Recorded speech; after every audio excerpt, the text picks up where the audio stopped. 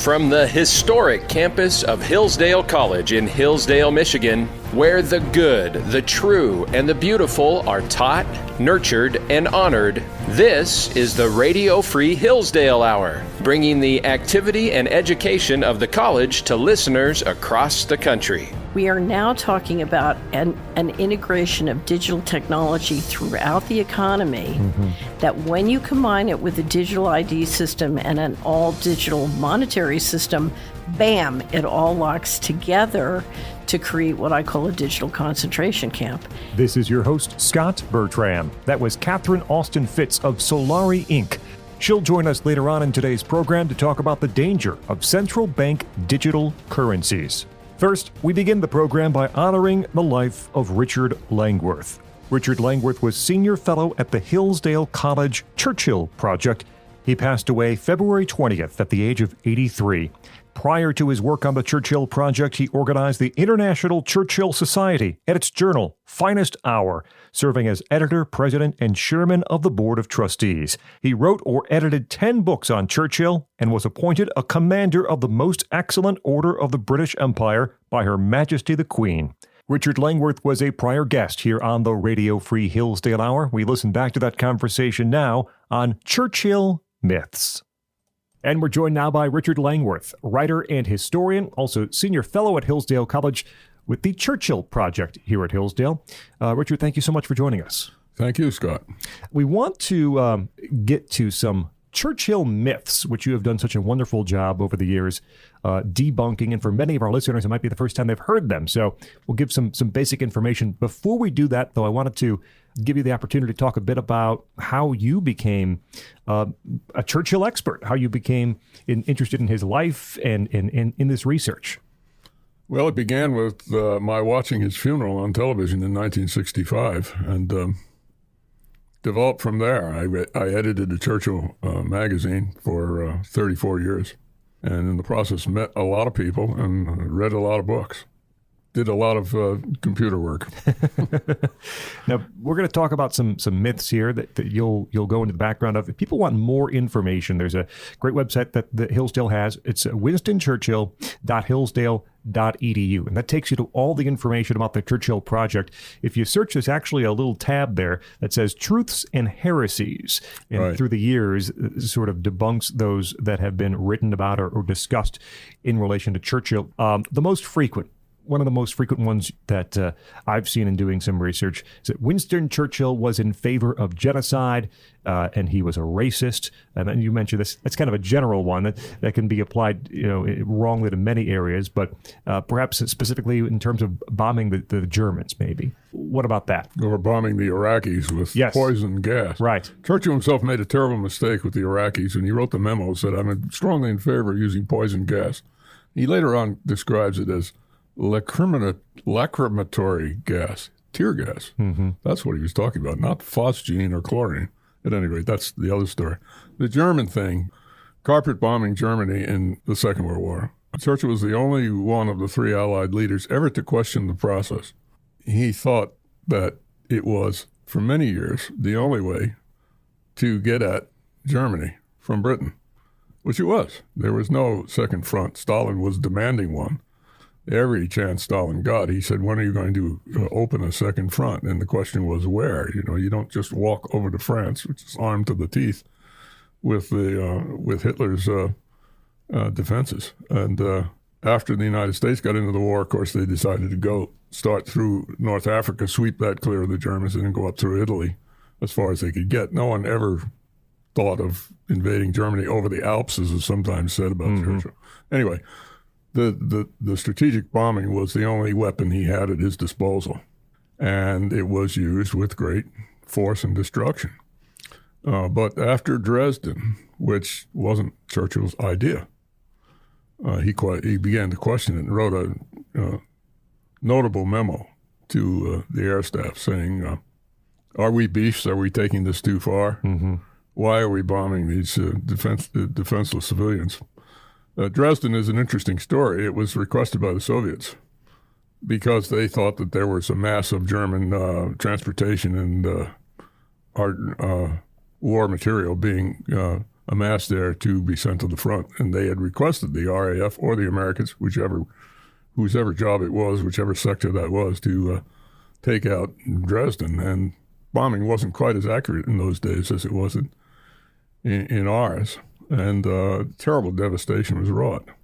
And that's when Churchill, watching the scenes of horror that he saw, began seriously to question it. And that's to his favor, I think. Yeah. One that has been especially prevalent here in the past year or so, I think there was a Washington Post op-ed a while back that said, essentially, Winston Churchill allowed 3 million people in India to die of starvation. There's a reply on our Truth and Heresy section to that specific op-ed, written by Soren Geiger, who is the director of research for the Churchill Project. And it's very good. I recommend it. As we were compiling the Churchill documents, the document volumes that accompany the official biography, we found instance after instance of Churchill and the War Cabinet trying to figure out how to get grain to relieve the famine in India. They tried everywhere. They tried Australia. Canada offered, but the Canadian shipping was all directed to the war effort, and it wasn't practical to get the grain from Canada. Australia offered and did deliver ultimately 350,000 tons. Churchill at one point wrote to Roosevelt and said, "Dear Mr. President, I'm terribly concerned. We have an awful problem with this famine in India. Can you help?" Roosevelt said, "No, we have a war to fight." And it's all in the documents. So the notion that he said terrible things about Indians from time to time in periods of great frustration. At one point, replying to obstinate bureaucracy in Delhi, he said, "I hate Indians." That was not a statement of personal conviction. It was a statement of frustration. So the stuff has to be taken in context. And we've refuted time and again, as does Andrew Roberts in his new Churchill biography, that without Churchill, as Arthur Herman, the biographer, said, the Bengal famine would have been worse. Richard Langworth with us, senior fellow at Hillsdale College with the Churchill Project. And you can find more on some of these at winstonchurchill.hillsdale.edu on the Truths and Heresies tab. Winston Churchill suffered from manic depression and was an alcoholic. Oh, dear, yeah.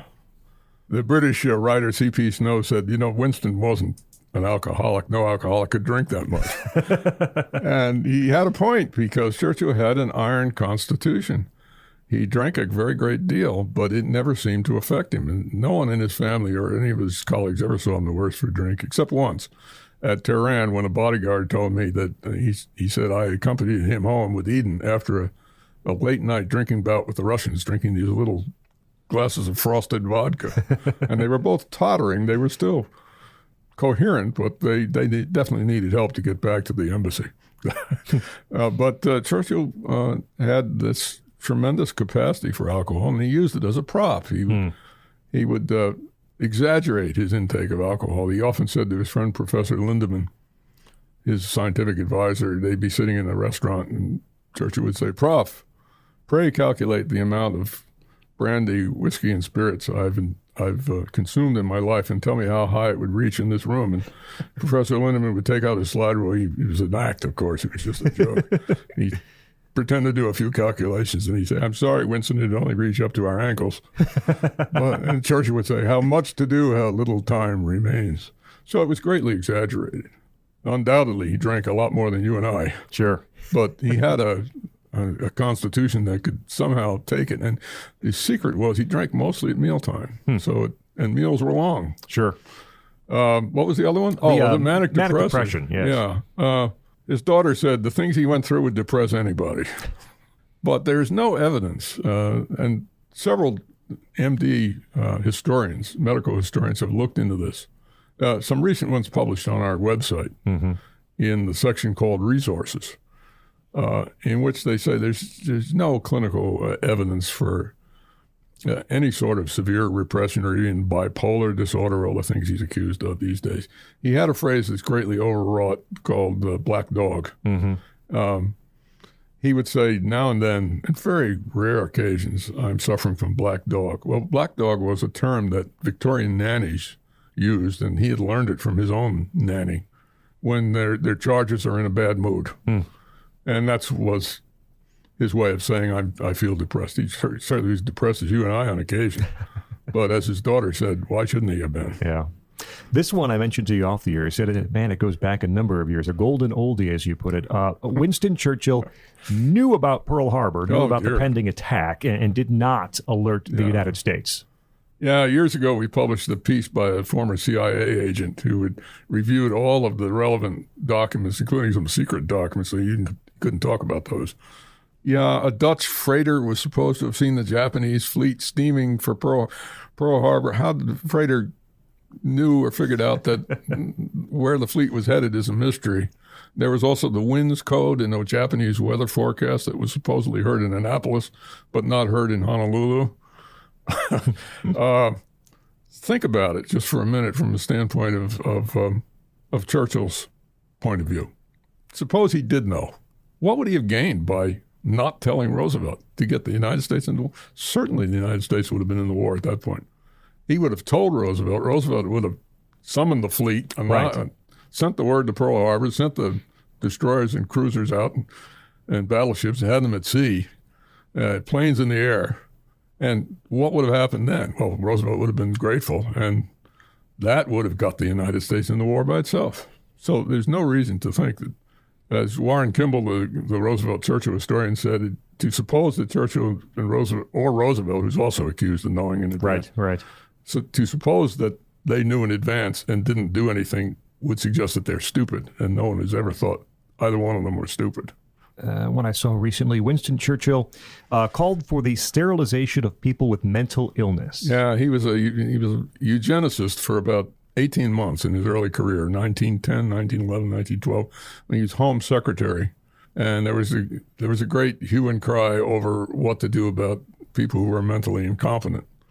And one of them was to stop them from breeding, and the way to do that was through a humane process of sterilization, which Churchill and a number of other politicians took up at the time. It didn't last.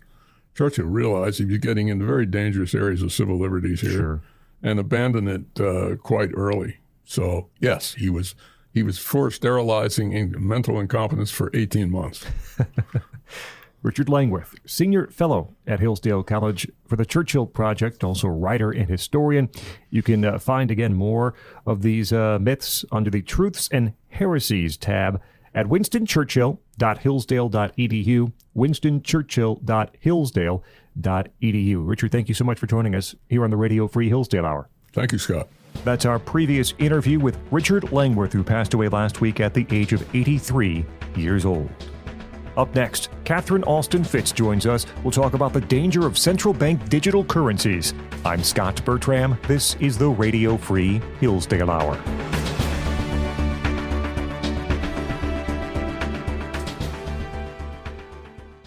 Hey, it's Scot Bertram, and I've got a challenge for you today.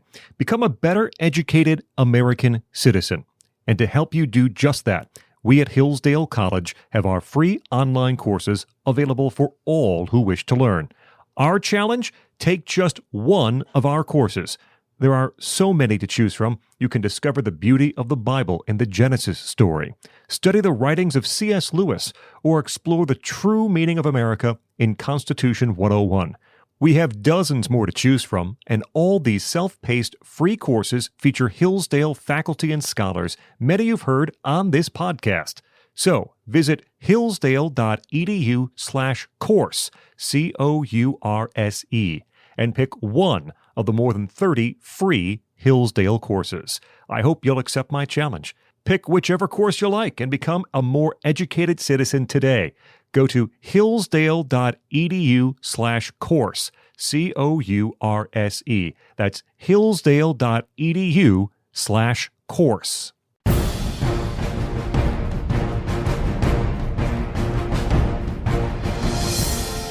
Welcome back to the Radio Free Hillsdale Hour. I'm Scot Bertram. Be sure to check out the Hillsdale College Podcast Network. You can find all of our audio at podcast.hillsdale.edu. That includes older episodes of this program, plus other great Hillsdale College audio like Imprimis, The Larry Arnn Show, Liberty and Learning with Mark Levin and Larry Arnn, and the Hillsdale College Online Courses Podcast. All of it at podcast.hillsdale.edu or wherever you get your audio, from Spotify from Apple Podcasts, from Amazon, or elsewhere. Look for the Hillsdale College Podcast Network. We're joined now by Catherine Austin Fitts from Solari Incorporated, talking about the danger of central bank digital currencies. Catherine was on campus as part of our CCA lecture series on economic issues and controversies. You can find her full lecture at freedomlibrary.hillsdale.edu. Catherine, thanks so much for joining us.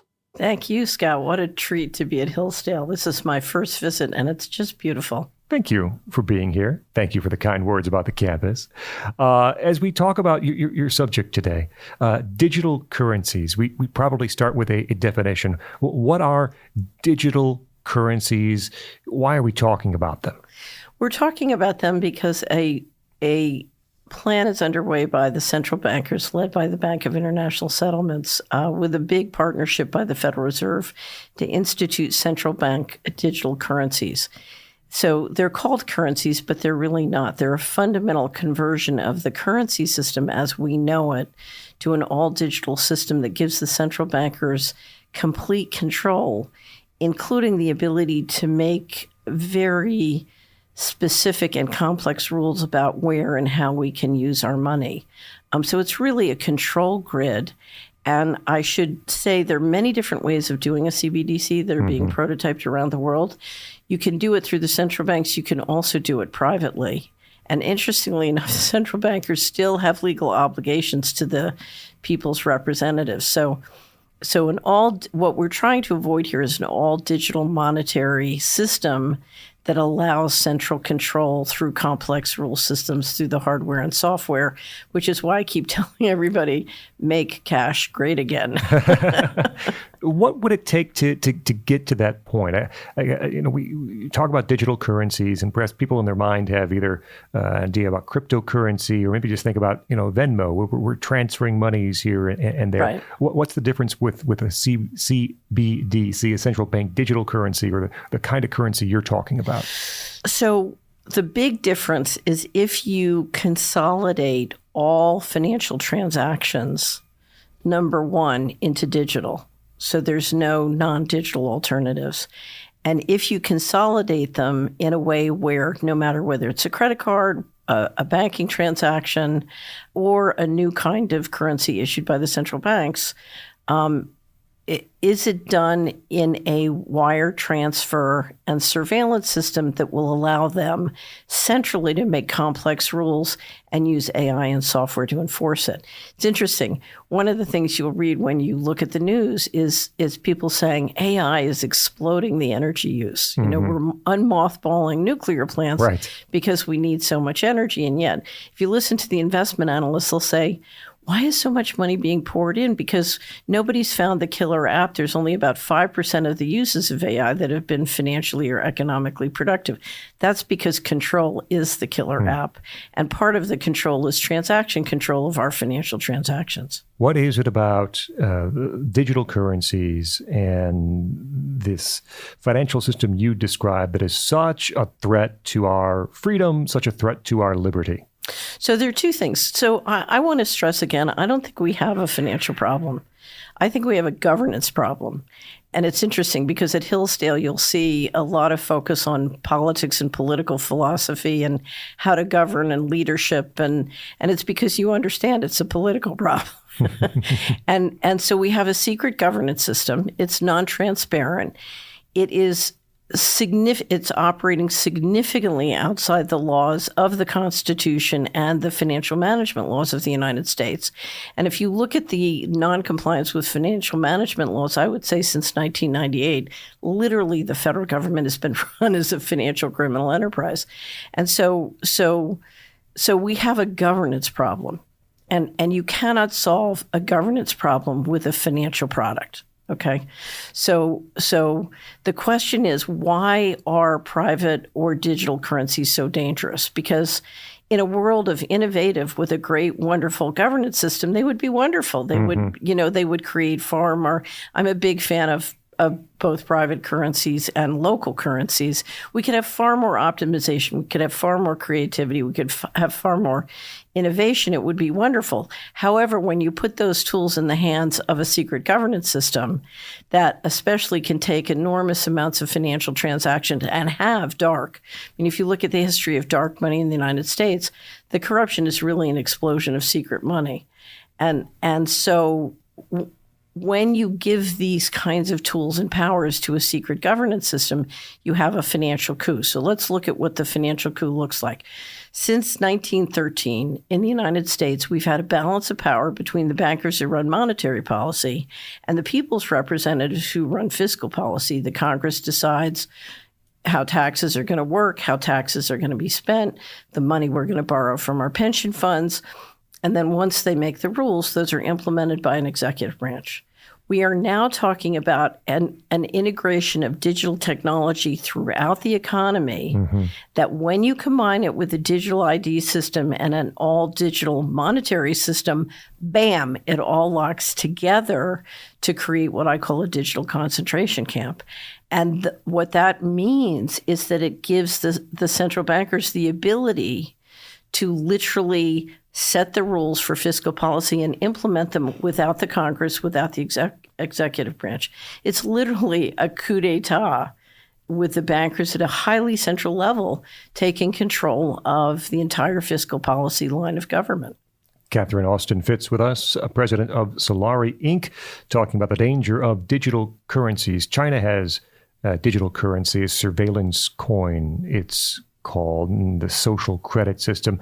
Tell us about the way that China has used its financial system in a way that perhaps we should be worried about. Right. So we're looking at the ability to track people's behavior and incentivize good and bad. You know, if you don't behave, you're going to have to eat synthetically made lab, meat grown in the lab, et cetera, but also spatial control. So you see zones created. We've read about the 15-minute smart cities. You're creating zones where literally, whether it's tracking you through surveillance or where your money works, you can constrain somebody to a particular physical space. So you're talking about, not only how you can use your time and allocate your resources, but where and how you go.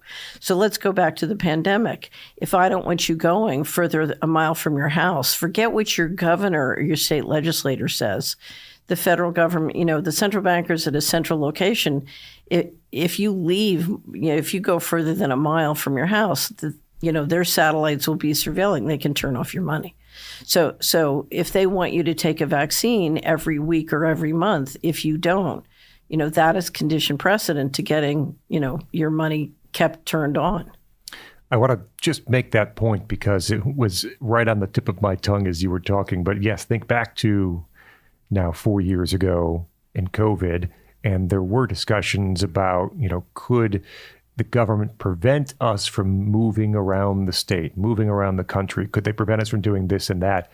And with a digital currency, as you say, things get locked in, it becomes far more possible to say you can't travel if we don't want you to. You can't leave this area. You can't spend your money here. You can't go shopping here. But let's look at the Constitution. Under the Constitution, the powers not delegated to the federal government by the states are reserved to the states. What we're talking about is the central bankers using a digital monetary system to usurp all state powers.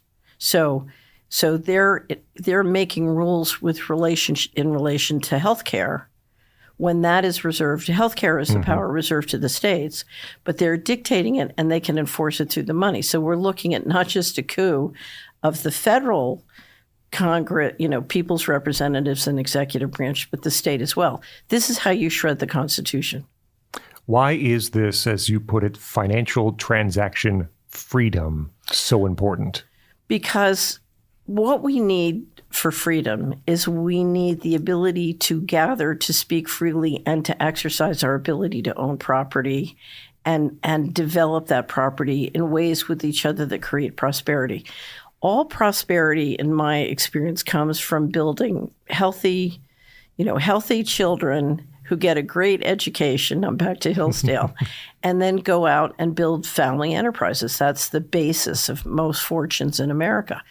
And that can't happen if you're not allowed to own property. And if it's 2030 and you have no assets, because they've used their transaction control to take all of your assets.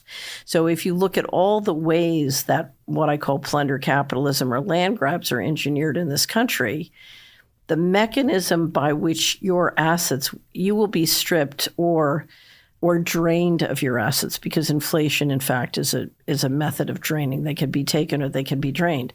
But all of that comes with the ability of a central power to say, unless you do what I say, I'm going to stop all your transactions. I mean, if my business couldn't wire money back and forth tomorrow, the question is, okay, I'm sunk. So I've been in litigation with the federal government where people tried to stop my transaction. I know what that feels like. So literally money flows on train tracks. Whether it's the Fed wire or the SWIFT system, we have all these train tracks, hardware and software by which money runs. And if you can centrally control those switching systems, so I'll give you an example. If you ask anyone, does the Fed control the euro market? They'll say, no, they're not in control of the euro market. If you ask anybody who works in the back office in Europe, do the Fed control the euro dollar market?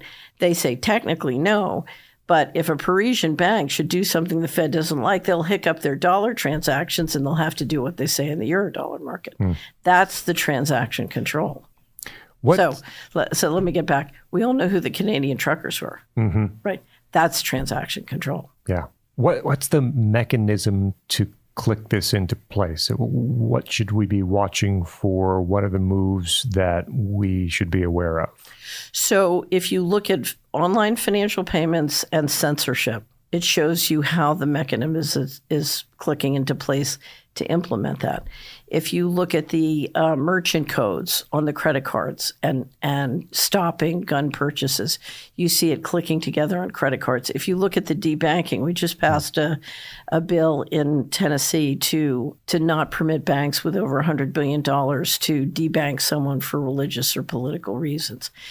All of those are taking it, and of course the Canadian truckers are such a great example, but all of those are examples of, in all the different financial transaction lines, asserting more and more control. We also see the Fed implementing fast payment systems. At the heart of a healthy tax base of family wealth are as many small banks and farms as possible. And small business. And you want to have a very healthy, diversified banking system. The Fed is doing many things, and the federal government is doing many things to consolidate the banking system that shrinks wealth, that shrinks the tax base, but it improves central control. And during the pandemic, the idea of injecting $5 trillion, mostly going to Wall Street, and then shutting down Main Street is a perfect example of consolidation. Okay, so now the Fed is rolling out a fast payment system. And if you go to the World Bank, you'll see they are overseeing the rollouts of fast payment systems all over the world. The three banks that went down and I would say got run, so I don't think the banks failed so much as they got run, were all three prototypes on the fast payment system. In my opinion, the fast payment system, which right now is voluntary, but the day could come when the Fed requires it, would make it much easier for the New York Fed member banks to run the Michigan banking system and dramatically consolidate the banks, as they did during the Great Depression. Catherine Austin Fitts with us, president of Solari, Inc., on the danger of digital currency. She's lecturing here at Hillsdale's CCA on economic issues and controversies. This road to complete central control, CBDCs are one way, but you say there are many different ways, many different roads to perhaps get there in the future. We've been digitizing throughout the economy, and today I'm going to show a slide that shows sort of the 12 main steps, but there are two that we should focus on. The first and next one, the most important, is digital ID. if we can put into place a uniform digital ID system globally, and when they market it, they don't, they have 50, it's like Heinz 57 varieties. They got 57 varieties of how to sell you. One's called a vaccine passport, one's called the Gavi system, one's called Real ID. We have a real food fight over Real ID in the United States. But they're all basically digital ID. So the first thing, and one of the things, there's an effort to push digital ID in the heartland by saying, oh, this is how we solve election fraud, or this is how we solve immigration, which is a complete canard because we had good elections and tight borders before digital technology existed. Okay, so anyway, so digital ID and then an all digital monetary system. And there's been a real effort to, particularly during the pandemic, to kill cash. And so if you come to Solari, we've got hats called Make Cash Great Again. Anyway, but interestingly enough, because of the things that have gone on in disasters when the electricity system goes down, there's starting to be a reversal. We just saw the Norwegian central bank come out. They're down to 3% cash in Norway. And the Norwegian central bank came out and said, given what is happening around the world when electricity goes out, maybe it's not such a good idea to go cashless. We're going to take cash back up. And we saw the same thing in New Zealand. The governor of the Central Bank of New Zealand stood up after the cyclone and said, thank heavens we had cash, because otherwise we would have just been toast. And I remember turning to my co-host and saying, apparently he didn't get the memo, But people are starting to realize that for many, I live in a community where not only do people love cash, but they don't want a bank account. They don't want to, so we go down to the post office and we all see each other every week because we're getting money orders. Right. So, there is a percentage of the population who understands, one, the benefit of privacy, thanks to cash, but the other is that understand the benefit of, when you are at the store and you've got to shell out cash, you're more careful. Yes. And in a period of strong inflation, it keeps us honest. Catherine Austin Fitts is president of Solari Inc. She's here on Hillsdale's campus delivering a lecture, The Danger of Digital Currencies, part of our CCA lecture series on economic issues and controversies. Catherine, thank you so much for joining us here on the Radio Free Hillsdale Hour. Oh, well, thank you. And thank you for the opportunity to come to Hillsdale and see your beautiful college and campus. Up next, we talk with Tori Hope Peterson, a Hillsdale graduate, about her brand new book, Breaking the Patterns That Break You. I'm Scot Bertram. This is the Radio Free Hillsdale Hour.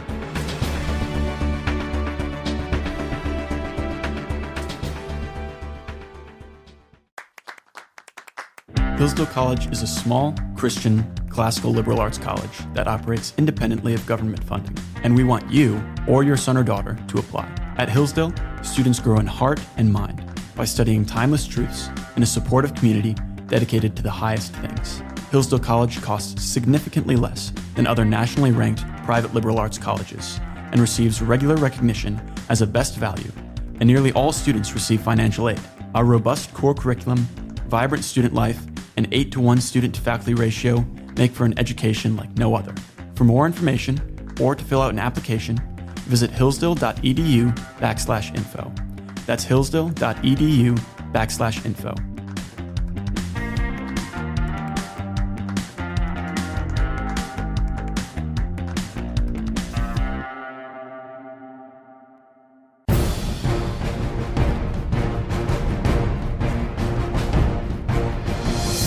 Welcome back to the Radio Free Hillsdale Hour. I'm Scot Bertram. Be sure to follow us on X. We're at Hillsdale Radio for updated show and guest information. We're joined by Tori Hope Peterson. She is an author, speaker, Bible teacher, and much more. She's the author of the new book, Breaking the Patterns That Break You, Healing from the Pain of Your Past and Finding Real Hope That Lasts. She's also a Hillsdale graduate from 2018. You can find more at her website, ToriHopePeterson.com. Tori, thanks so much for joining us. Oh, thank you so much for having me. I'm happy to be here. Looking forward to talking a bit about the book. For people who did not read Fostered, your first book, tell them a bit about you and your story before we talk about breaking the patterns that break you. Of course. So I first went into the foster care system when I was 3 years old, was reunited with my mom, but grew up in a very dysfunctional home, an abusive home. And so I had to re-enter the foster care system again when I was 12 years old. And I moved throughout 12 different homes throughout that time before I aged out when I was 18. And much of that story can be found in Fostered. It's also alluded to at times in Breaking the Patterns That Break You. This idea about being broken. Your story is different than my story, anyone else's story. I'm wondering if you see brokenness as an on-off switch, or are there levels? Are you broken or not, or can you be a little broken or a lot broken?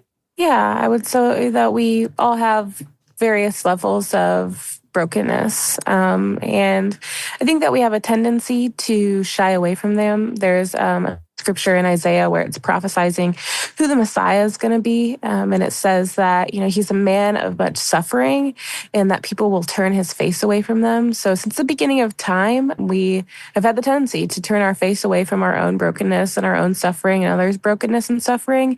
And so this book is really an encouragement to notice our own and actually embrace it.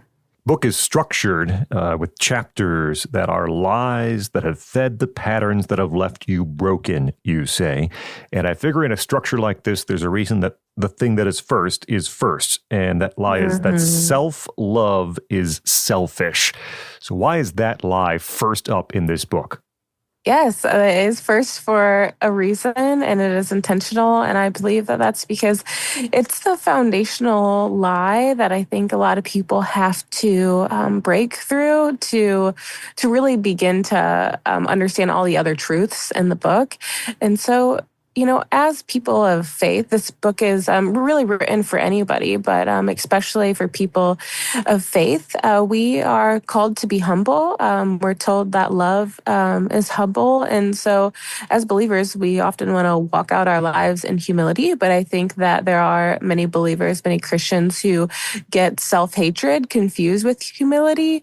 And God does not call us to hate ourselves. There is this phrase in the church, often in the evangelical church, more of God, less of me. And that's theologically correct. We can find that in John. But when a lot of people hear that, they think that they need to get rid of themselves, that they need to hate themselves. But really, in Genesis, it says that God looked at everything that he made and he called it good. And so that means that God did a good job making you. God did a good job making me. And we are made in the image of God, which means we can embrace who God has called us to be. Can love who God has created us to be. And I think when we begin to embrace those parts of our God-given gifts, our God-given calling, we experience a lot of freedom because ultimately we're looking to God. When we look to God, we become more like him. When we look to God, we want to live out his image. And I think there's so much freedom in understanding that self-hatred is not humility. God does not call us to hate ourselves. He calls us to love who he's created us to be. Talking with Tori Hope Peterson, her new book, Breaking the Patterns That Break You. You can find more on Instagram, Facebook, or her website, ToriHopePeterson.com. Tori, also a 2018 grad of Hillsdale College. You say it's a book written that includes a lot of faith inside. There's a part of to love is to be vulnerable always. That lie, that chapter, where you talk about your experience with a coworker, Shelley, who was a waitress, and she invites you to her other job, which is a dancer, an adult dancer, as you surmise. And you talk about going to watch her and all those feelings inside you. What I was interested in, though, is afterwards, when you're writing this book, you're like, what happened to her? And you find her, you look her up, and she had her life changed by calling a Christian hotline in a time of intense need. And I get the feeling reading that maybe, I'll just ask, do you wish you were the person that could have delivered that message to her? And are you better suited to do something like that now than you were then? Yeah, of course I wish that I would have been the person to say, hey, I think this isn't a safe place for you. I think this isn't a safe place for me. I didn't have the maturity or wisdom to do that then. I didn't understand really what love was. And that's what the chapter is about. But at the same time, I think that the Lord used that as a lesson to me, and that it was the situation where seeing her life and seeing where it took her, where being spoken truth over took her, was a lesson to me, and not being scared to do that. A different chapter, time heals all wounds. That's a lie, and that's something we hear all the time. It's a cliche. Just give it time, everything will be okay. What are the active steps that we need to take to heal those things that are truly bothering us? Yeah, we often hear that time heals all wounds. And the book is called Breaking the Patterns That Break You, because there's psychological research that shows that if we grow up in dysfunctional homes, we're 4 times more likely to enter into dysfunctional relationships. And I think there are a lot of people who they grow up in dysfunction and they want something different for their own lives, and they set out for that, but they still enter into dysfunction. And the research shows that we do that because it's usually, if we grow up in dysfunction and chaos, we enter into dysfunction and chaos because it's where our brains find comfort, because it's what we've always known. It's just what we're used to.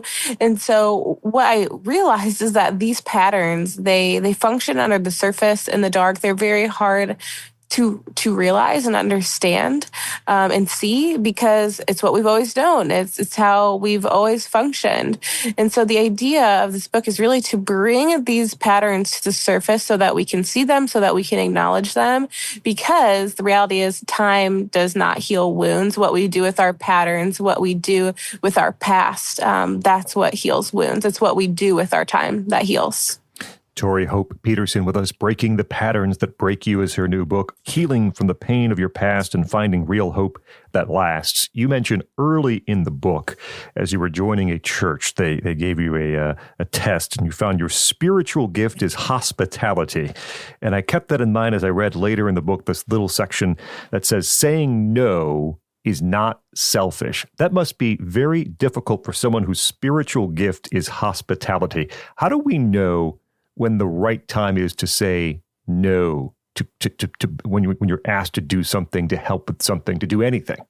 Yeah, the Lord has given us discernment, and also we're limited beings. And so to say no and to sometimes set boundaries for ourselves, I believe is actually an act of humility, because the only being that is limitless and that can always say yes, that can always take on all the weight of all the service and all the love is God. He's the only one that's limitless. And when we say no, when we are not trying to fill the gap of everything, God fills the gaps of our inadequacies.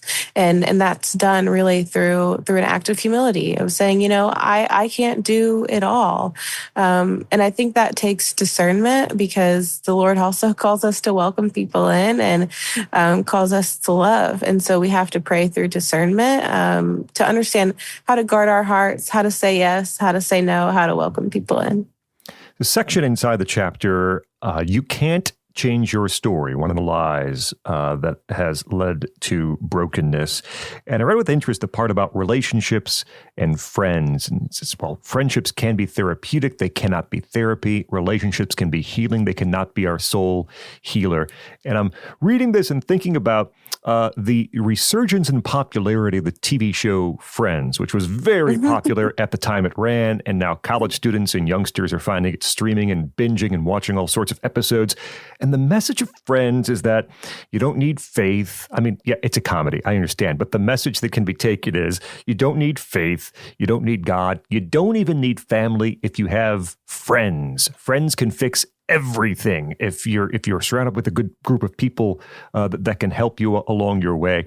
Is that a dangerous message to begin believing? I think that God wants us to live in community. We're meant to be with one another and to be surrounded by people, by brothers and sisters in Christ.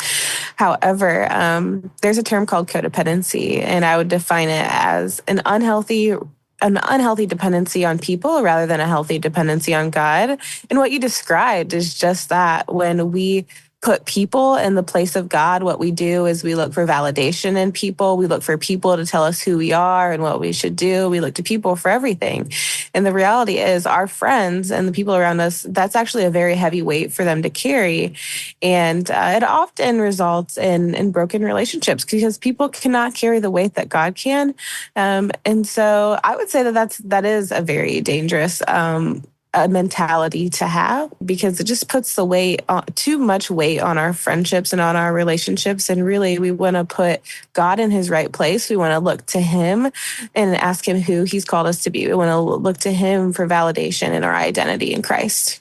Tori Hope Peterson with us, her book, Breaking the Patterns That Break You. The step is the first step can be difficult, especially if you're overwhelmed by what's happening in your life or the problems you perhaps identify. Where is the first step? What is the key to taking that first step in repair?